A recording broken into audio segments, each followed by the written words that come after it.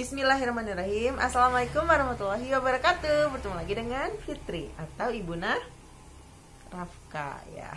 Ini anaknya. Oke, pada video kali ini kita akan membahas mengenai kenapa? Nenen. Oke, iklan dulu. Ya, pada video kali ini kita akan membahas mengenai kecemasan ibu hamil dengan riwayat keguguran. Ya, topik ini merupakan pengalaman pribadi Fitri sendiri dan juga merupakan hasil penelitian Fitri yang digunakan sebagai bahan tesis kemarin. Nah, kenapa sih gitu kan? Kenapa sih mengambil topik ini? Pertama, karena saat kuliah waktu itu tuh Fitri sedang mengalami kehamilan, di mana sebelumnya Fitri pernah mengalami keguguran. Dan kedua, kalau misalnya teman-teman cari di googling nih, cari nih di Google Scholar atau Google Cendekia ya, keguguran. Nah, itu tuh yang ketemunya tuh banyaknya orang-orang melakukan penelitian mengenai kegugurannya, mengenai faktor risikonya, faktor-faktor yang bisa mengalami keguguran. Nah, jadi bahasnya tuh kebanyakan mengenai kegugurannya ataupun membahas mengenai efek kegugurannya setelah kegugurannya, bagaimana dampak-dampaknya seperti itu. Nah, jadi jarang banget, bahkan mungkin susah ya waktu itu dicari yang membahas mengenai kehamilannya nih, kehamilan setelah kegugurannya.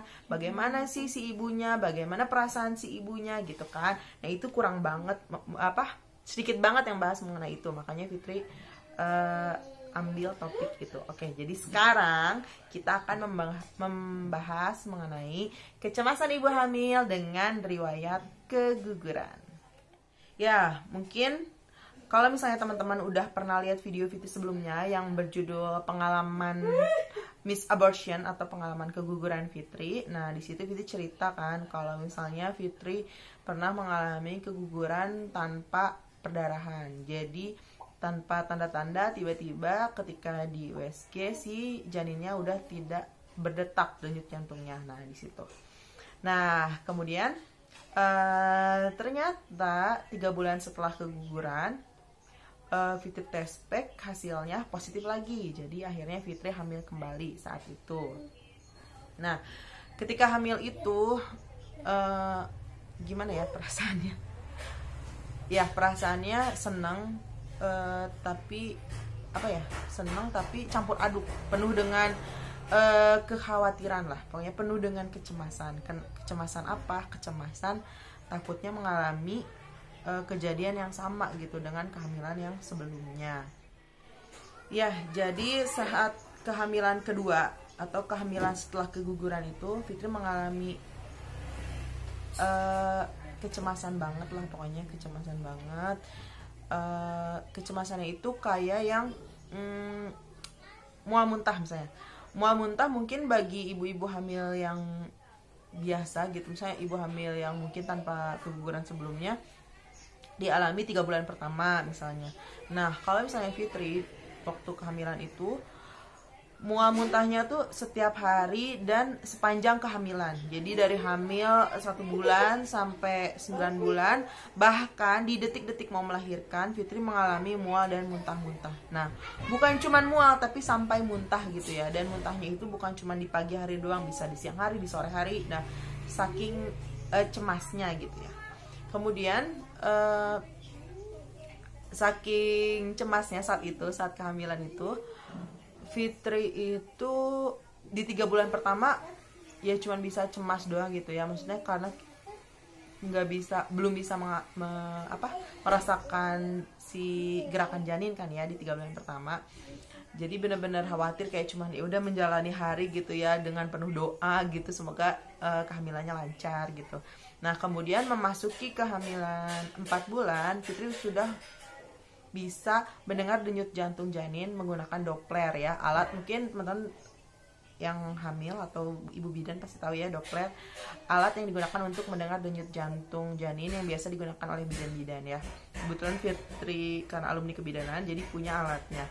Nah, karena Fitri punya alatnya, ketika jantung janin itu bisa didengarkan oleh alat tersebut, oleh Doppler, Fitri itu bisa setiap hari ngecek apakah si janinnya itu berdetak jantungnya.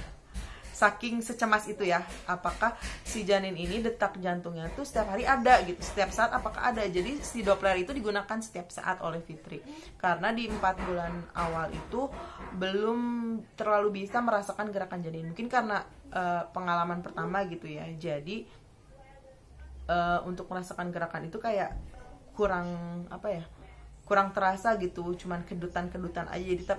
Jadi nggak terlalu yakin gitu dengan gerakannya. Jadi akhirnya Fitri melakukan cek denyut jantung janin itu setiap saat, karena Fitri punya alatnya sendiri juga ya, karena kebidanan tadi.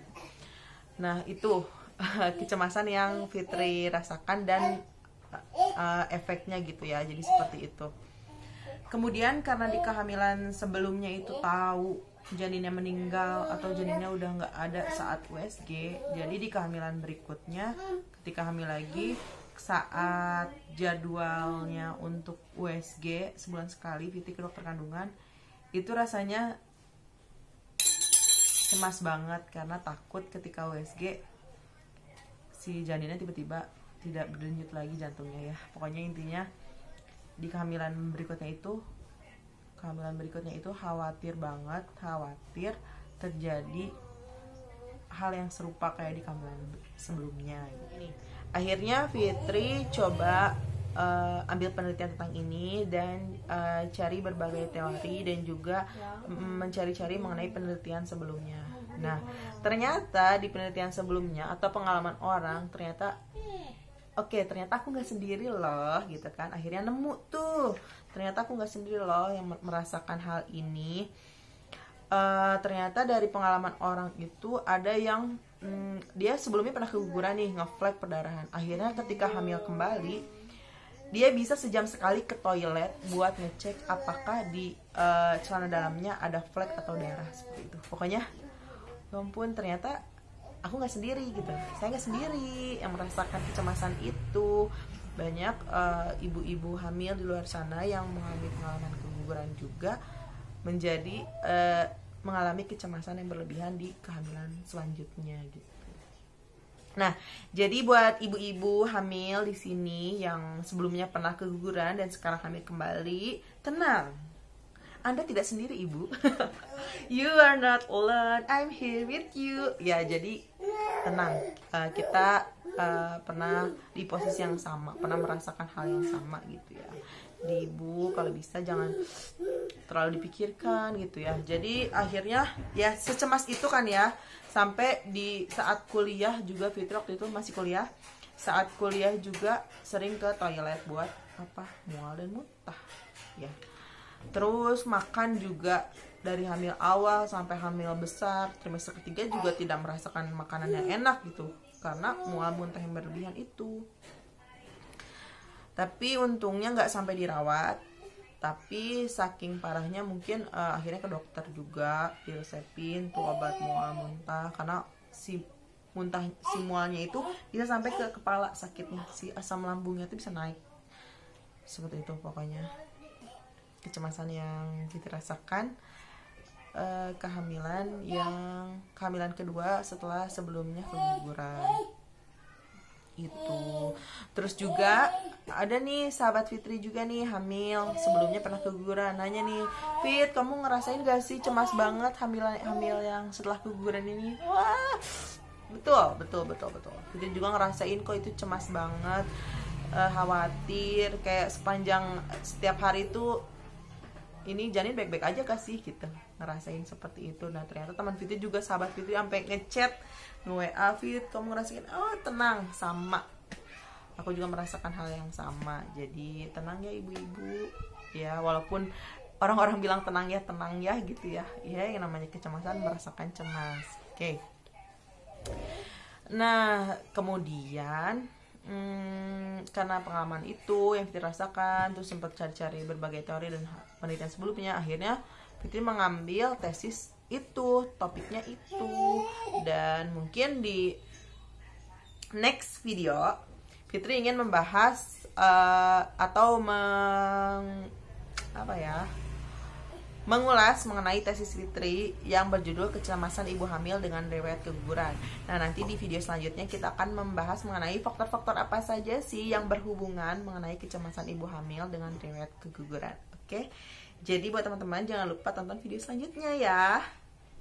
Dan kalau misalnya teman-teman punya teman lagi yang sedang hamil dengan riwayat keguguran, silahkan ajak ke sini ya, bawa untuk menonton video ini agar tenang, agar tidak merasakan kesendirian gitu. Biar kita berkumpul di sini, kita tahu bahwa banyak teman-teman yang merasakan hal yang sama. Mungkin itu untuk video yang pertama ini. Jangan lupa tonton video selanjutnya ya. Oke, sekian dari Fitri. Mudah-mudahan video ini bermanfaat buat teman-teman semua. Fitri mengucapkan mohon maaf apabila banyak kesalahan, banyak kata-kata yang salah atau menyinggung. Fitri mohon maaf. Sekian dari saya. Terima kasih sudah menonton. Wassalamualaikum warahmatullahi wabarakatuh. Dadah.